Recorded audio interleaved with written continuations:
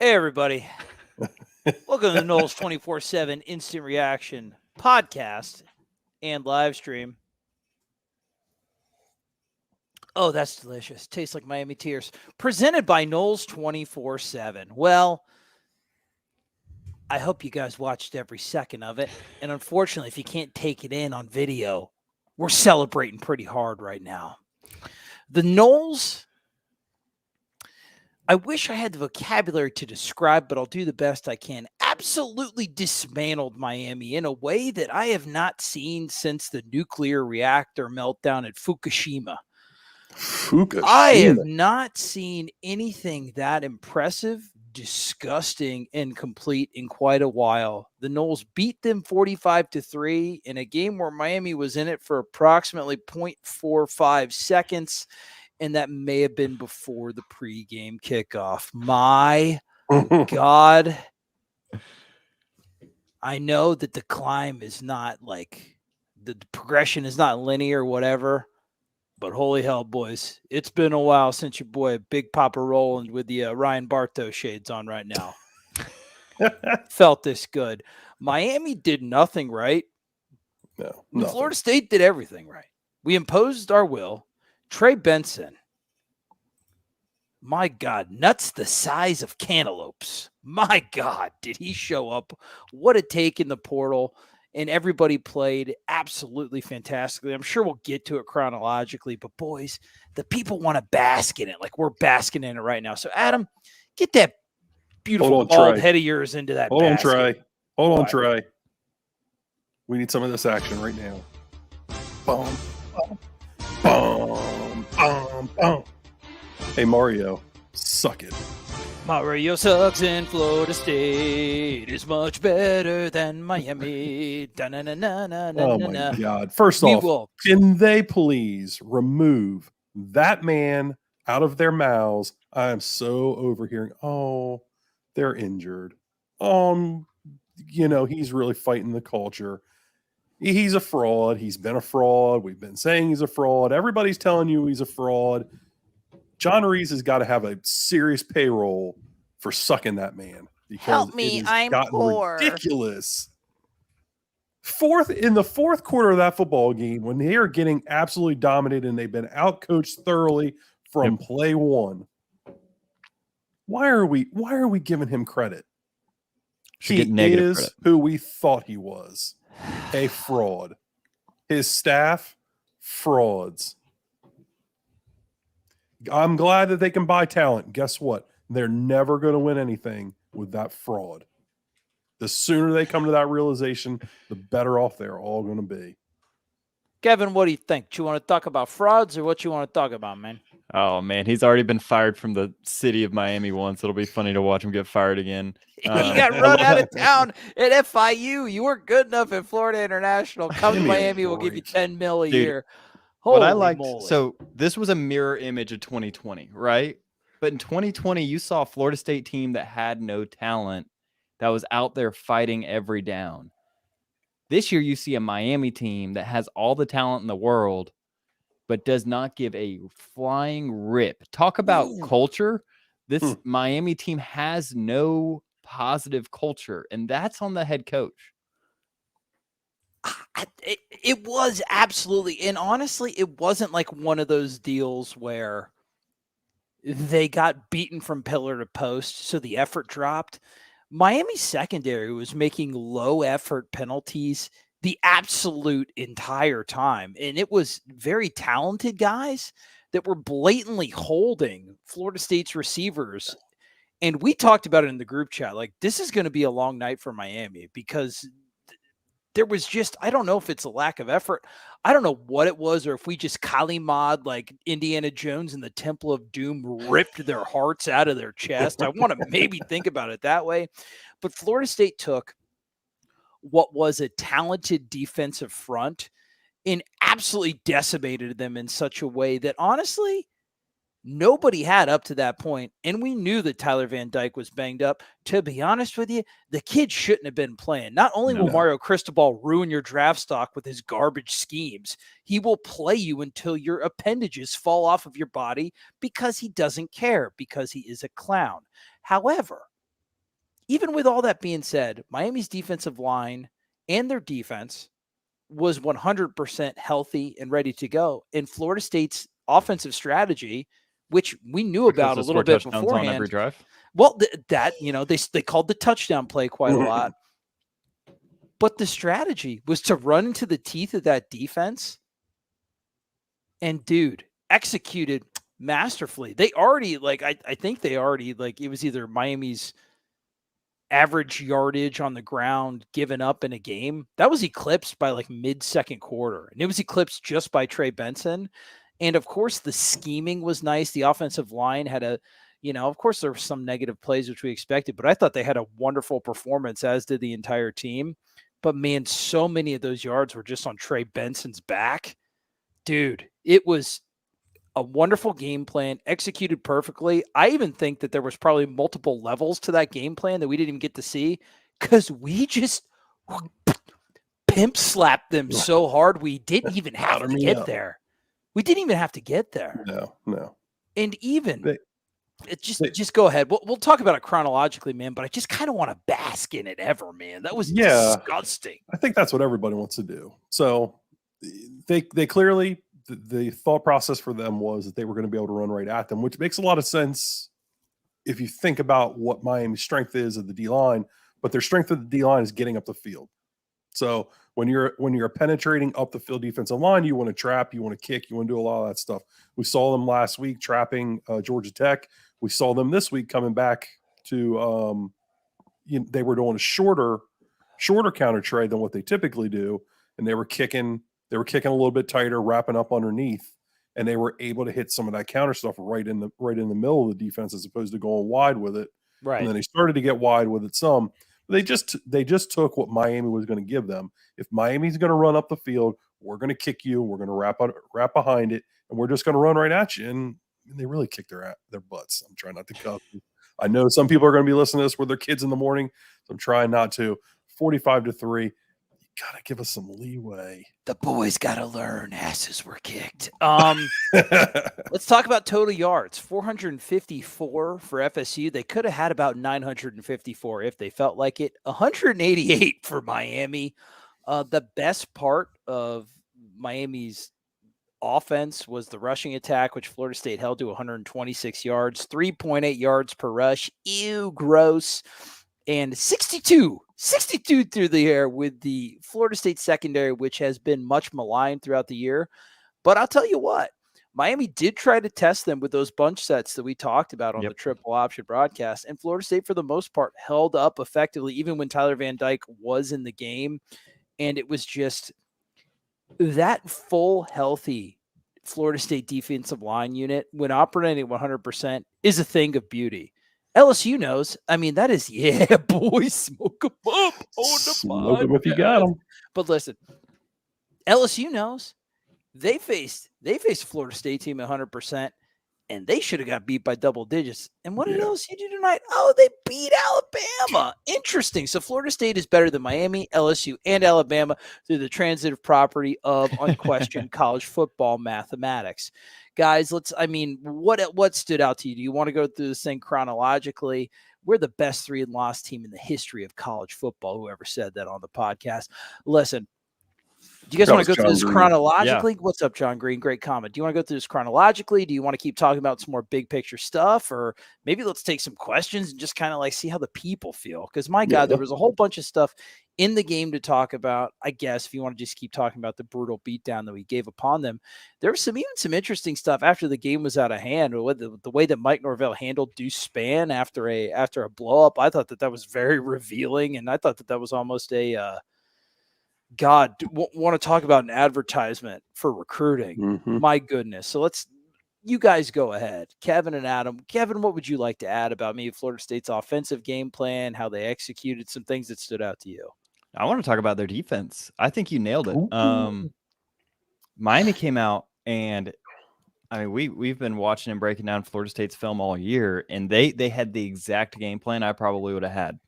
I probably would have sat in a lot of bunch sets. I probably would have had another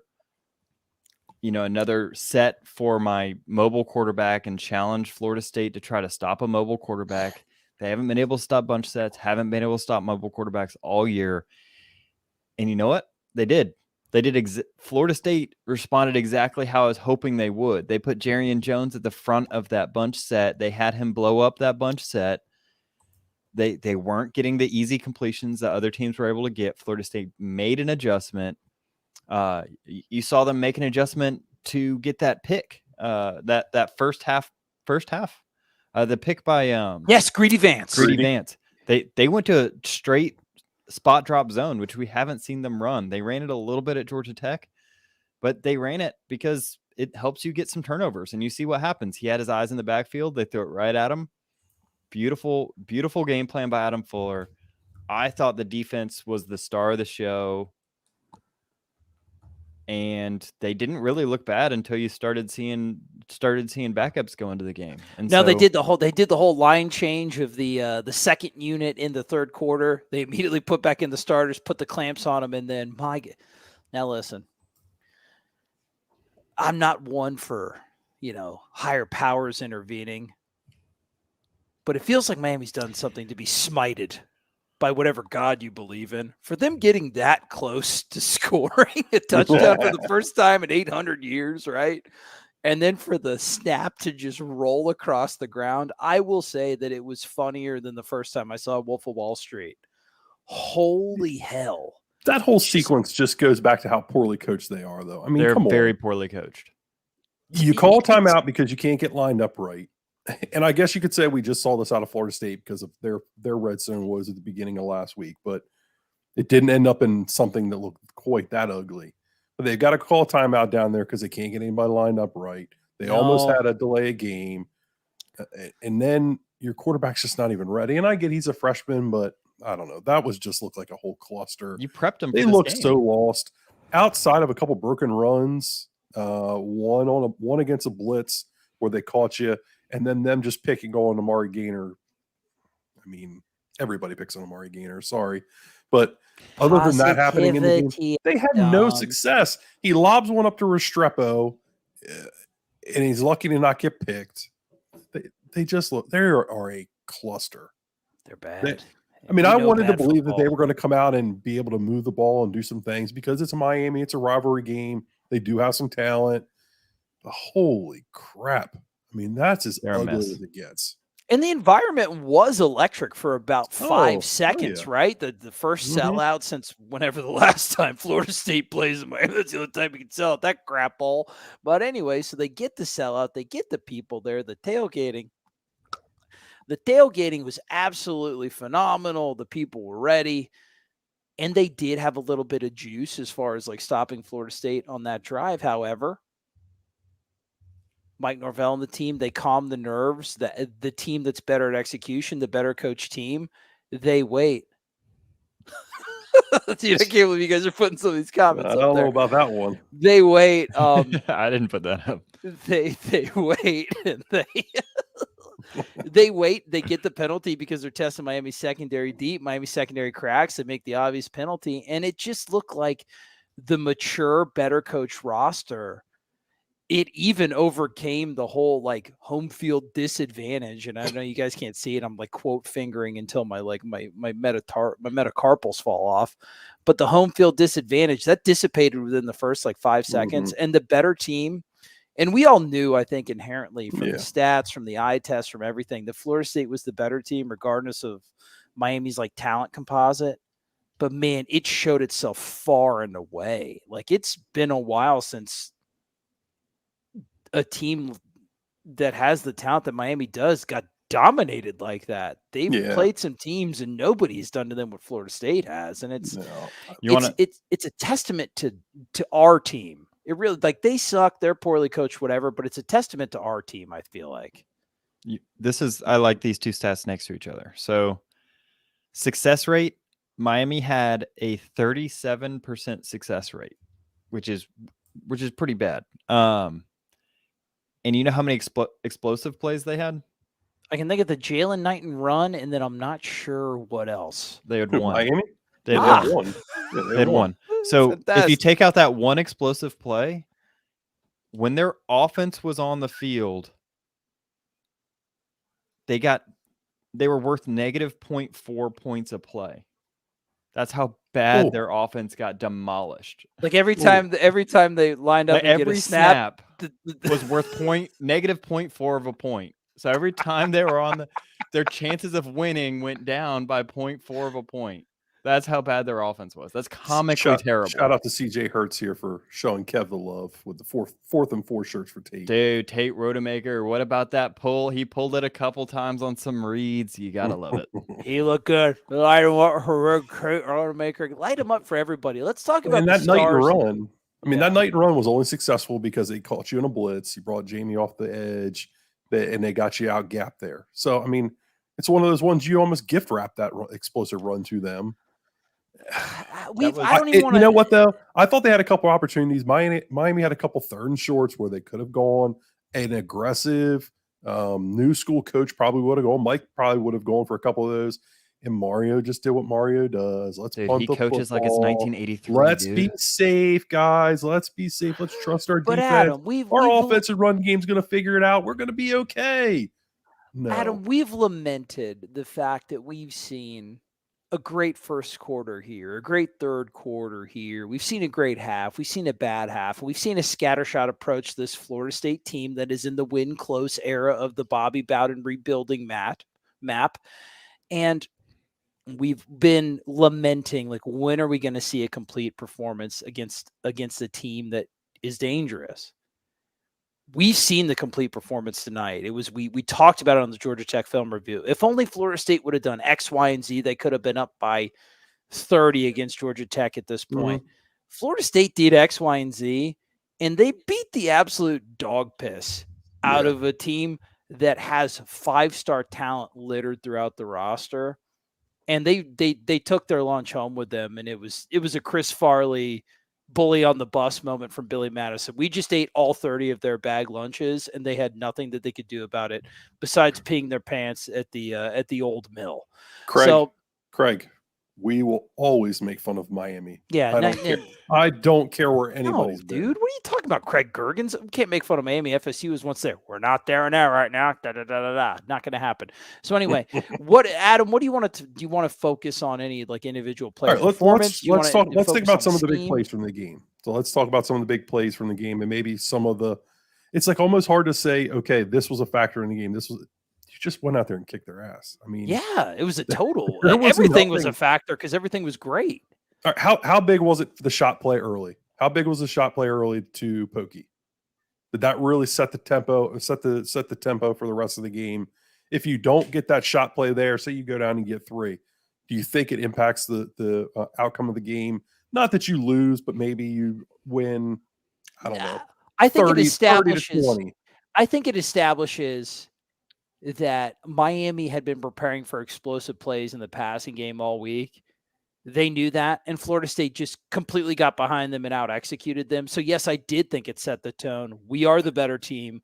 We can score when we need to. We have the firepower and the execution to beat you deep, and you knew that, and you prepared for it all week and could do nothing about it. So, yes, I do think that was a very formative play because Florida State, once again, their MO before this game when they were very effective in the red zone was to get that pass, get tackled at the 15, and maybe make it to like the 4th and goal and then get stuffed and get nothing out of it. Not the case tonight. Read my lips. So, no, I did think that was a good tone setter because you took I don't know what Hard Rock's capacity is, 70,000. You took the 25,000 Miami fans out of the game completely right at the beginning. Yep. So it's tough to tell which of Florida State's 6 touchdowns was the most important. But man, that first one felt like, because everybody has a little reservation going into a rivalry game, whether you're the better team or you're not. But to me, it was like, oh, this is what we're going to do all night if need be. Kev, do you feel the same way about that first touchdown? What was the moment that you realized, like, wow, this is going to be brutal? Oh, I think the first touchdown was important because you actually got stopped on 3rd down and got a PI. Mm-hmm. to move the legitimate ball. PI. Yeah, it was legitimate. legit. Yep. Florida State was not bailed out by any of those calls. Those were No. low effort, bad technique, Miami secondary plays, which is crazy when you see like Tyreek Stevenson. I think was he a high recruit or a Georgia transfer or something like that? He was huge. He went to Georgia. He was, and a lot of people kind of thought he was more of a safety, and he transferred to Miami because I think Georgia was going to make him a safety, and then he shows up and they put him at corner, and I mean, he looks like a safety. James Williams is a physical specimen all night that was literally that kid getting doesn't tackle anybody. No, he didn't want any part of it. Didn't want any part of anything. So I'm with you, Kev. They established the tone of that game and like who the alpha was, who the dom was, and who the sub was. I think because Miami came out first play, punched you in the face, -5 yards. You looked a little bit lost, and then you make that play, and everything changes. The complexion changes. Miami goes down. Looks like they have a promising drive. They have an interesting game plan. You hold them to a field goal, then you score another touchdown, and then Miami gets out of their game plan. They look like even before Van Dyke was hurt, they kind of abandoned the game plan that kind of moved the ball at the beginning because they're bad coaches and they don't have any patience. They have no focus I think that's you punch them in the face and they didn't know what to do with themselves. I mean, Cristobal doesn't. Unless proven otherwise, he won the Pac-12, which, Bo Nix is dominating the Pac-12 right now. So I mean, that's a fact. What does that tell you? He had freaking Justin Herbert and he won the Pac-12. Whoop-de-doo. Like a wet paper bag could win the Pac-12 with Justin Herbert at quarterback. I don't know. Yeah. I think you punched him in the mouth, and Miami didn't know how to recover, and then Van Dyke was hurt, and it all fell apart. Exposure. I think you're making some good points, Kev. Like they came out, they were running some bunch stuff, they were showing some of that success rate that you talked about in the preview with their run game. It just looked like they knew that Van Dyke wasn't right. They knew he couldn't sit back there and throw the ball. Like they were actually keeping him pretty clean early, but they weren't really taking any kind of shots. They weren't really working the ball intermediate. They first couple plays were a couple little dump offs. Like, okay, kept they were getting him into a rhythm, got the chains moving a little bit. But he had that one scramble where he tried to throw the ball. It didn't even really look it looked so off. It was a blown, that kid shouldn't have played, by Shaheem Brown. It should have been a touchdown. He just completely missed him. And then it just after that, it just seemed like, I don't know, Florida State kind of dialed up a little bit of pressure. They started winning inside a little bit, and it was just like everything fell apart for Miami. And they had their answer was Ja'Cory Brown and quarterback run game, and that was even weird at times. It's like you knew he wasn't really going to throw the football. And then they bring in Garcia, and clearly Garcia's a mess. I don't want to hear anybody say, I hope he transfers to Florida State. But he's a 4-star. He's a 4-star. Man, I do not want that kid near Florida State because every 4-star quarterback has no clue what he's seen on the football field. And he was coached by Rhett Lashley.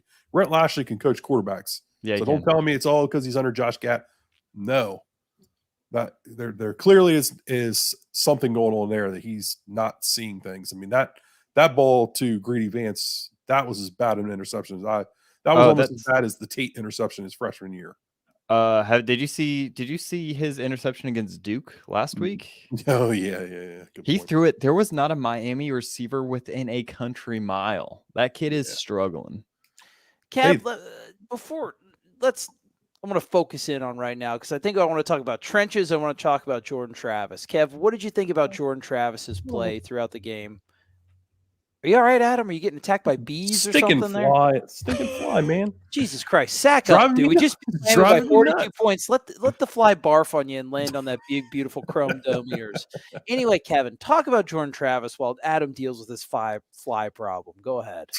I thought Jordan Travis played a good game. I think that he made one bad decision in that throw to Pokey that ended up being a pick. I disagree. Great punt. That was a wonderful punt. Florida State did nothing wrong this game.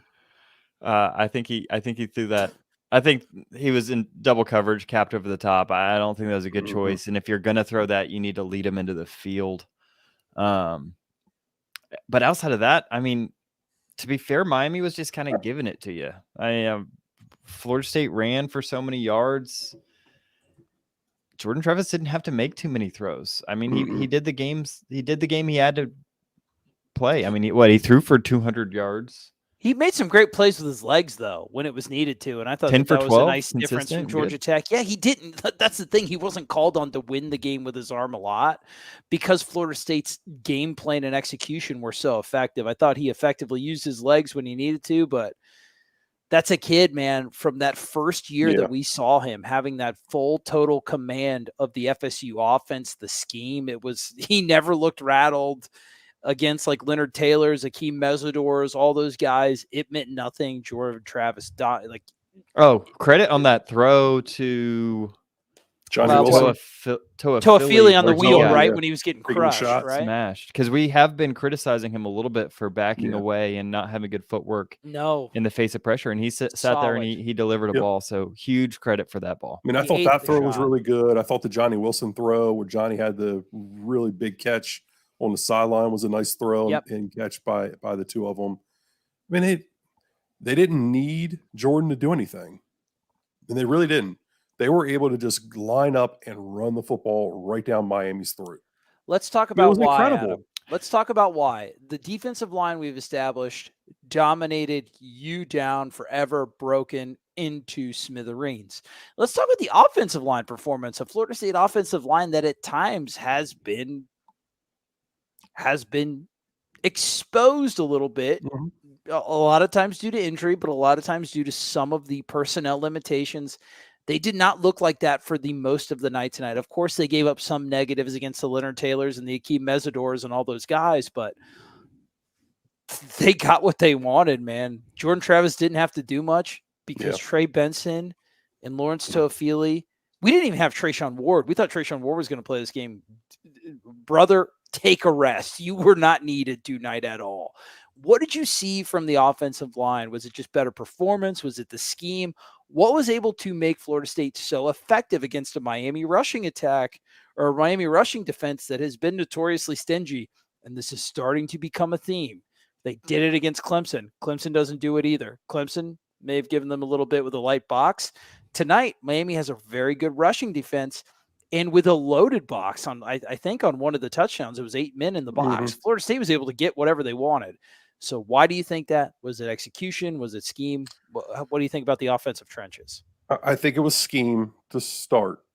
I think that they understood what Miami was trying to do. They were able to find the rotated safety, run away from that a little bit, understand where they were trying to do, what they were trying to do with their defensive line play. They also know that they want to get up the field, so they ran some of that short counter. So as Miami was getting up the field, they kicked and they wrapped with the tight end or the tackle. You know, the last 2 weeks they've been huge outside zone. Outside zone's been their play. They've gotten away from counter. They've been running outside zone down the throats of the last two teams, Clemson and Georgia Tech. This week they try to run an outside zone early, gets blown up on the edges because of the physicality. They wisely said, okay, that's not going to be there. Let's come back with our short counter. Let's come back with, and then they started running traditional counter trail a little bit wider too as the game went on. So I thought it was decision-making, coaching, scheme early. And then as the game went on, run after run after run, it just became Miami just quitting. Yeah. We took their heads. They had multiple times at the second level with an opportunity to just get an ankle tackle, get a guy down. They wanted no parts of tackling Trey Benson. I mean, James Williams shows it time and time again. He's an arm tackler at best. He doesn't want to bring guys down. He doesn't want to wrap guys up. He wants to go for the peel back kill shot if he can get it and try to look good on SportsCenter. But he doesn't want to tackle people. Tyreek Stevenson didn't want to tackle anybody tonight. On the one Benson touchdown run to the left with the 8-man box where they showed it. Yes. Two guys just stopped for Miami. Dude. They just completely stop. They stop on the field. They just quit playing. They think he's down, whatever. That happened quite a bit on the night. Miami, once you got past their front line, I mean, Kev talked about their linebackers. We've talked about it some amongst us in our group chat. Yeah, their linebackers aren't very good. They're not that athletic. They don't want to tackle. Secondary doesn't want to tackle. So it's like once you get by those first 4, then what?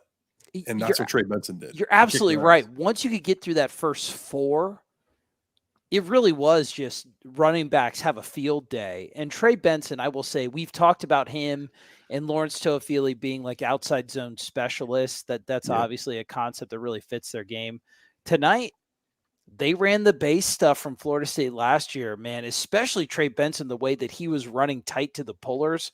I was extremely impressed with the way that he ran, right, guys? That was that looked like a just wonderful execution. So I guess you got to give it to Mike. And we thought that maybe against that Miami defense that was talented up front, that Florida State would have to get in their bag of tricks a little bit.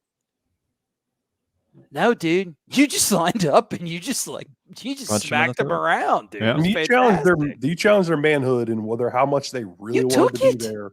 This is a rivalry game, and you were like, okay, we're going to see who wants to play football. Florida State did. Miami did not.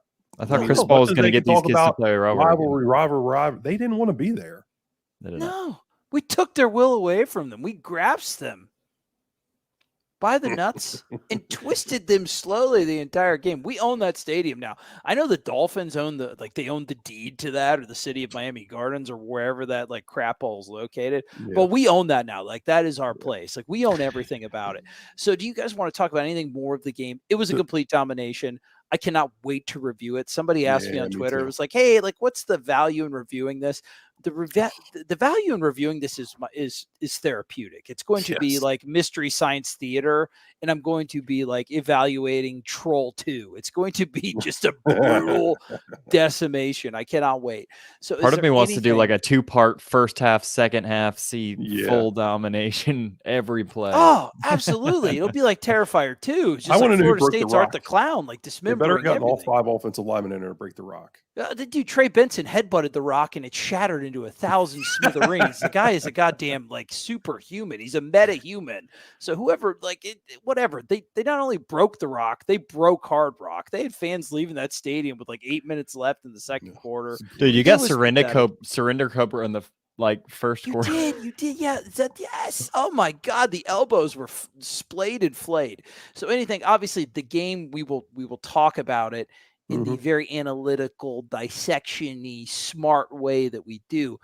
Do you want to talk about anything more about the game? Do you want to take some questions from the people? Because this really is just kind of a big party, man. This is nice. Do you want to take any comments from the people, or do you want to get out of here? Folks got to say. Yeah. What do you make sure you guys like and subscribe the video, subscribe, like the video, subscribe to the channel.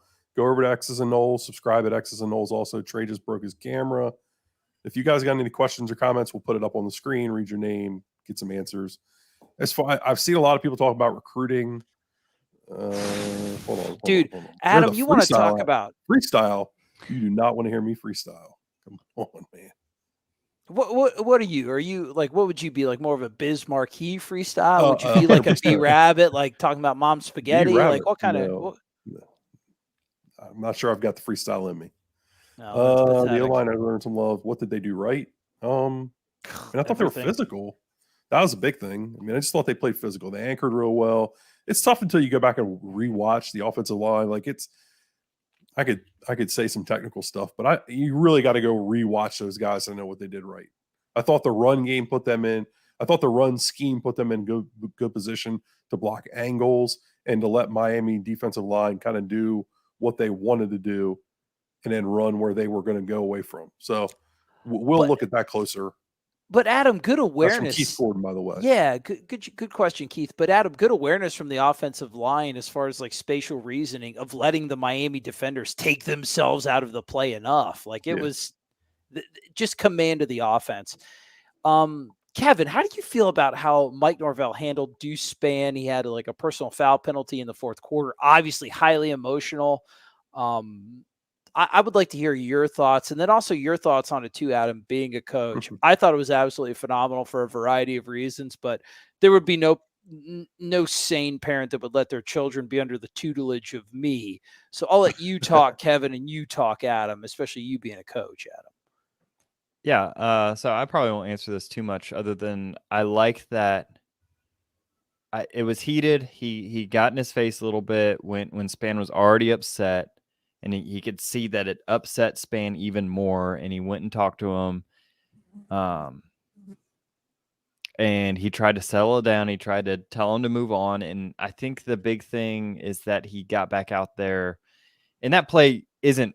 There's a 1/3 chance it goes to Span, right? That's a triple option play that was not designed directly to go to Span. So we can kind of drop that narrative of before that starts. But either way, the fact that it went to him, and the fact that I think the biggest thing that it showed is that there's trust there, that this isn't, it isn't people don't learn from negative consequences as much as they learn from positive affirmations. So to turn this negative experience into something that you can say, you can attach a positive thought to, of like, hey, look, the way you responded the first time was bad, but then you had an opportunity after that and you took advantage of that. That's huge in building a culture and building a relationship with a kid. So I don't know. What do you think, AB? No, I think you're right. That question's from David Manthe. I hope I'm saying that right. Manthe Teo, yeah. I think a lot of what Kev said is correct. Mike talks about response quite a bit. You saw Deuce have a poor response. Mike stayed with that and made sure he got the response out of him that he wanted. And then he put him back out on the field and put him in a position to respond again. And Deuce was able to make a play. What I really loved that Mike did, he got him on the sideline. He immediately got the accountability aspect of it. He let him know he wasn't happy. He let him know that that's not the way they're going to do things, and that's not how it's going to be it's not going to be acceptable that way. And then when Deuce fell apart, and I say fall apart, I mean, obviously he didn't, but he was having a bit of a tantrum. It's emotional. It's a rivalry game. Yeah. It is what it is. These guys are an emotional football game, and I don't say that disrespectfully about him. That's what it was. He's reacting to what was going on. He's frustrated with everything that's going on.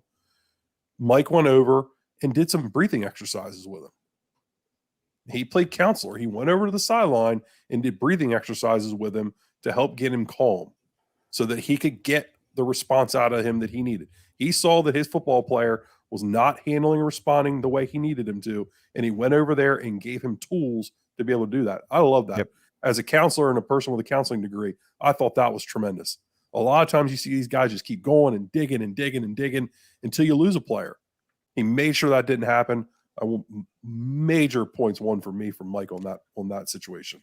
You know what I liked about it, Adam, is that he showed that he a lot of times you'll see that brief kid getting his ass chewed out clip, and it will be the 2 seconds of the fury, and then that's it. Like he'll be relegated to the sidelines, probably never to be seen again from that game, especially at the top tier high P5 programs. That's my ring light there, Drew Mendoza. I've got to really focus the lighting on that beautiful. I think he's asking about your drink.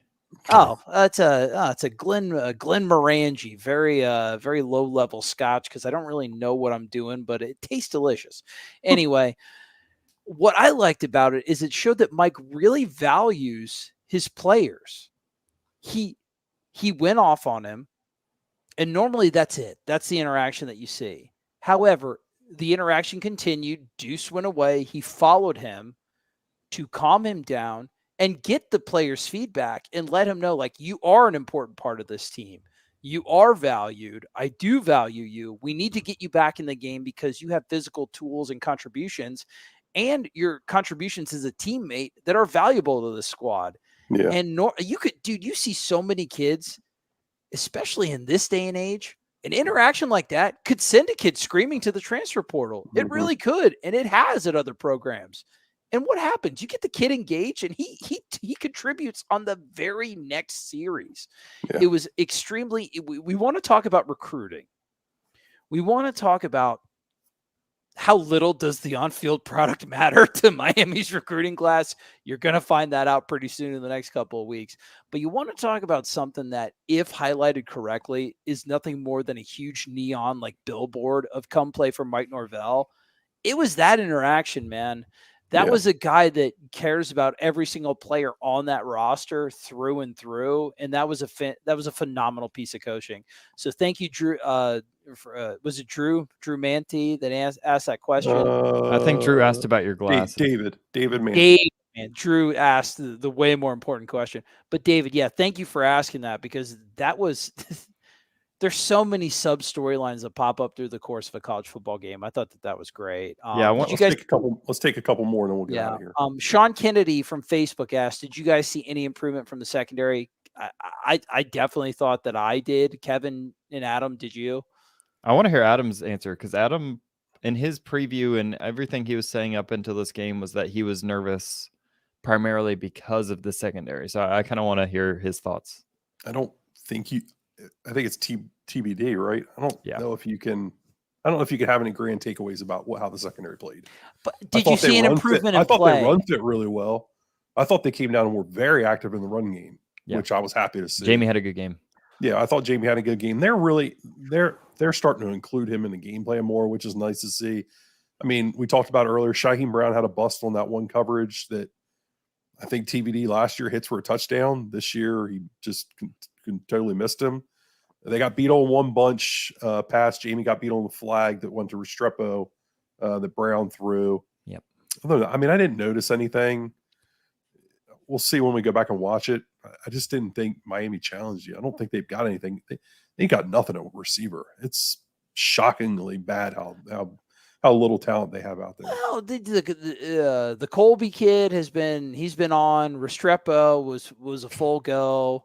There was honestly there wasn't a lot of green space. Every single Miami catch they made was contested. They have one of the best tight ends in the entire country who was not a factor in the game whatsoever.